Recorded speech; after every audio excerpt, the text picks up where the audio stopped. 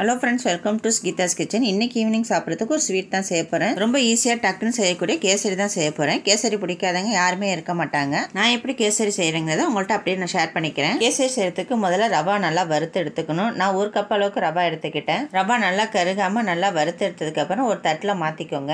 அதே பேன்லேயே வச்சுக்கிட்டிங்கன்னா ரவா கருகி போயிடும். ஒரு பாத்திரத்தில் 2.5 கப் அளவுக்கு தண்ணி சேர்த்து கொதிக்க விட்டுக்கோங்க. ஒரு கப் ரவானா 2.5 கப் அளவுக்கு தண்ணி சேர்த்துக்கணும். அதுதான் கரெக்டாக இருக்கும். தண்ணி கொதிக்கும் போதே கொஞ்சமாக சால்ட்டு, கேசரி பவுடர், 2 ஏலக்காய் தட்டி சேர்த்துக்கோங்க.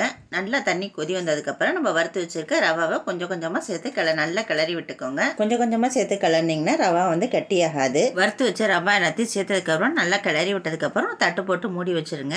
ரவா நல்லா வெந்து வந்துடும். ஒரு 2 நிமிஷம் மூடி வச்சிங்கன்னா போதும். இந்த மாதிரி நல்லா ரவா வெந்து வந்துடும். இந்த ஸ்டேஜ் இருக்கும்போது ஒரு கப் அளவுக்கு ஜீனி சேர்த்துக்கோங்க. ஒரு கப் ரவானா ஒரு கப் அளவுக்கு ஜீனி சேர்த்துக்கோங்க. ஸ்வீட் கொஞ்சம் கூட வேணும்னு நினச்சிங்கன்னா ஒரு 1/4 கப் அளவுக்கு ஜீனி சேர்த்துக்கோங்க. சுகர் சேர்த்ததுக்கப்புறம் அடுப்பு லோ ஃப்ளேமில் வச்சு நல்லா கிளறி விட்டுட்டிங்கன்னா கெட்டியாகாமல் இருக்கும். சுகர் சேர்த்து நல்லா கிளறி விட்டு கேசரி இந்த ஸ்டேஜ் இருக்கும்போது 2 ஸ்பூன் ஓகே ஆயில் சேர்த்துக்கோங்க. 2 ஸ்பூன் நெய் சேர்த்து நல்லா கிளறி விட்டுக்கோங்க.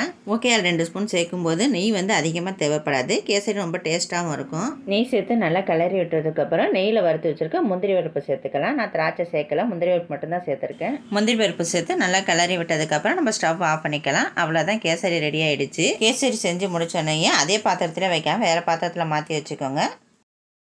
கேசரி ரொம்ப நல்லா சாஃப்டாக வந்துருந்துச்சு. இப்போ தான் நம்ம வீடியோ ஃபஸ்ட் டைம் பார்க்குறீங்கன்னா சேனலை சப்ஸ்கிரைப் பண்ணி சப்போர்ட் பண்ணுங்கள்.